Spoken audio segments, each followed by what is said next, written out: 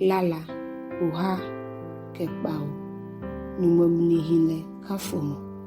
nyeda Yehowashi ejake ehi ejake nanu esumu nichake lehioshike ya meni yowe kwame lake na kai meni akwame keje haumomlile meni ebua amena keje shipon jinle anole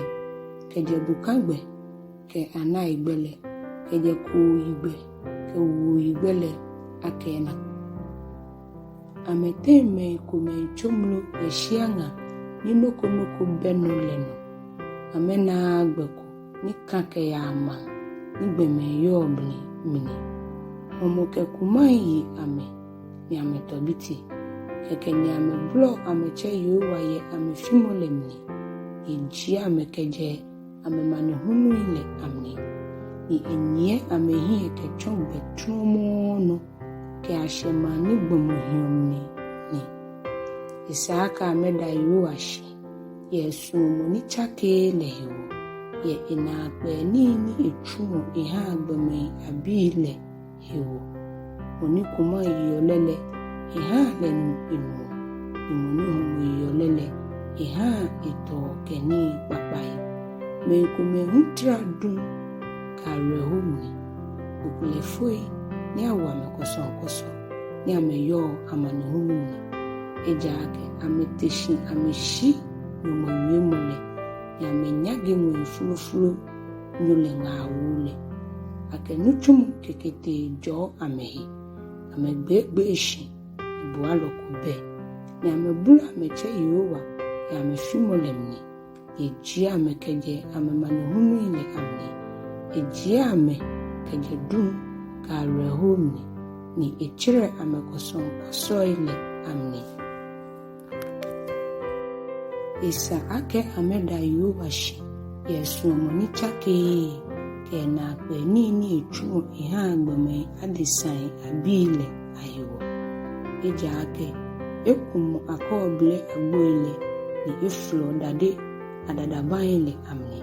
enkomele amenisha ni wa mehila ya amenifonji anile ayewo amenano ni eni kuba amechini ni amebenke gbomubu na papa ya ameblo ameche Yehowa ya amefimolemni eji ame keje amemani hunu ile amni ifa ni iwemole cha ame eji ame keje hepata momni Isaaka ameda Yehowashi Yesu moni chake ke na pe nini echu eha beme adesai abile hiwo ha amesha shida afole ni amukenya mulalai agba enuchumo ile meikome keleji anye ishohie ya mechuni ye miujine ahie ame na yo anuchumo ile ame na ina pe ni ile ya shokonkon lemni eja akele ifa ni ha ahun ni na watwa ni iha ishoke ile fie hama ishoke ile hulio amehino ke ya anwe ni amenyo shike ya ishokonkon ni amla kuile atuifa ye amemani hunu ile ni amepa ni amedida tamoda toloe ya amengafe la ajio ame ya ameblo ameche Yehowa ya amefimolemni ejie ame keje amemani hunu ile amni iha ahumle fon trakra ishokele mede amemishe amehi ejake haumwele ase ifu nike ameishe ameble ni ameshuyole mni shushui Isaaka ameda Yehowashi Yesu muni chake ke na pe nini echu iha agbeme adesai abile hiwo ha amekafule yeman asafule ni ameji eyi ye onupai apele iha afai chomo shianga ni ha eni nuhimwe baye chon shipon gbi iha shipon ni ba ni chon shipon yeme ni hiojele ani femo ni ile hiwo iha shianga chon papo ni ha nuhimwe tuyo ejo shipon gbi mi Iha me ni homo yo amele hiujen ni ametuoma amehiuni. Amefio moji, ameduni, amefio wantrum ni amekpa ni babao. Jo ame ni ameifa na akpa. Iha amechinai aifale no agbo keji akeyuwale ke haumu ka reo ha amenogbo ni abba ameshitetele. Egbe olume ahie ni iha amechumulo yeshianga ni gbekadimu no beno shi ejio ohiafue kejo amemanuhunu ame ni iha ameshue shuri otamoto kui jalo na ke amehime ni amenisho amehi shi funfilo etomu hamofe moniji ni lole ikasini keje ineme amni ha amesusu Yehova suomo ichake hallelujah. Lala oha kepanyo hinyeloi anokunim yeli hisolimo David lalako au na anyubo michue nyomimi malala la kengo mo mahabu misusuma uhie ache obenta kesanku nehie ache mahalebi hie achemra au Yehowa madabushi yemajin la ate ni majie oyi yemajin la ate eja ke osmo ni chake leko keteke mwe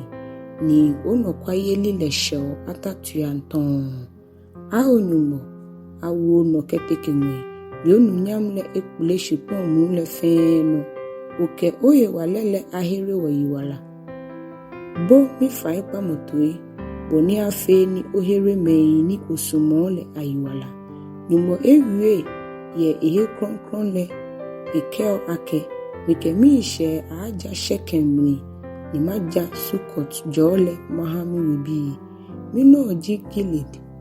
ni mino oji Manase Ephraim ji midade fai ni Yudale mi manchechini Moab ji mi hejuguga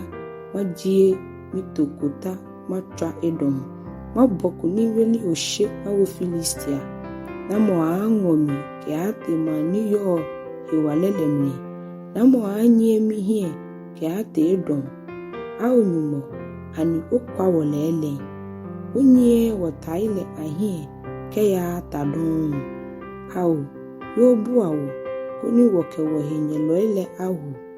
eja ke gbomo yeli ke buamo je feifei nyumo yeli ke buamo naale woye kunim eja ke nyumo dienche ana wohenye loile ano kemushi hallelujah. Lala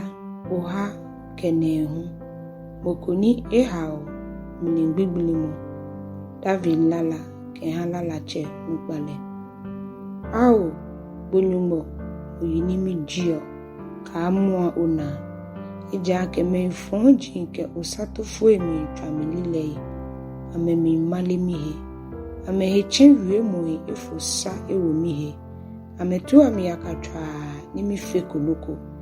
benimi sumo amenimi solemi ha amele amemi nyemimo ameke efonto mi epapa najia ni ameke nye to mi sumo le najia amekeo ake fayi waloko owu ehe hana afulo loko afulo ina ke akojolele ha abulefo ni anwo esolemopo ake shafemo afu ewalagbe anokuku ni fe achomo kokromo ha ebi achomo ansan ni enga achom okunafo ha ebi akpashi amesisen ha ahwe ameye amanfon itete ni ameyo omnile amni enyomoche ashoni ni eyo fe ye eden ni boy hu aha eden gbogbo molemni ni fe mokomoko aka fele ejuro ni mokomoko hu aka na ebi ansan le mobo ha aple ni ehwe fe ni agbegbe ye yinoyi ni baabale ate yo wa kai echemele anisha niile ni ake enyehi eshale hu akafale Yehowa akai ame eshai le da ame di enchele akakai ame yeshipon le nodon eja ke na kan bomole edwen edwonfe mo shimo ewa ohiafo kemoni efile kemoni ewre ehu eheleji ke ashio egbelimne esumo lo mo hiwole lo mo aba enu esumo jo mo hiwole ike jo mo te ajeke ewo lo mo tamo atade lo mo le abote ehewujia tamonu ni ebote ewia tamonu lo mo le acho mama ni ebuda ke mnifino ni ekefi eminida ha ene afe nyomo ni ha je Yehowa de aha mina fuloloi keme ni ruo mi efonle au minu chonimo ogbele hiwole yemi sanile ohami ejake osuomo ni chake le hiwole heremomi ejake ohiafo jimi ni mini ye mobo ni michuye kumo ye mimle mi laje tamogbeke na ashihon awanya mi tamobala bi ma hineso eha mina kuchian egbojo mitanu ni mi fe kanya micho arabo no mi ha mi na aflolo ele nikeji amenamile amehuso ameiche au Yehowa minyumo yobu ame heremo mi yiwala ye osumo ni chake le na ha amele akebo Yehowa onini na nuchumone akebo ohere mi yiwala ha amelo momi shibole ojomi ha meni hiomi agbele ahie agboi shejemo chulomi ha mi na aflolo ile awula ke shishuemu ni amehe gbelele apete amehe tamo mama mikemi na abu ada yo ashibaba o maji eme baba o ate ejake le efa ohiafo he ni ehere o eyiwala kejo me ni buole gbele fole ade hallelujah.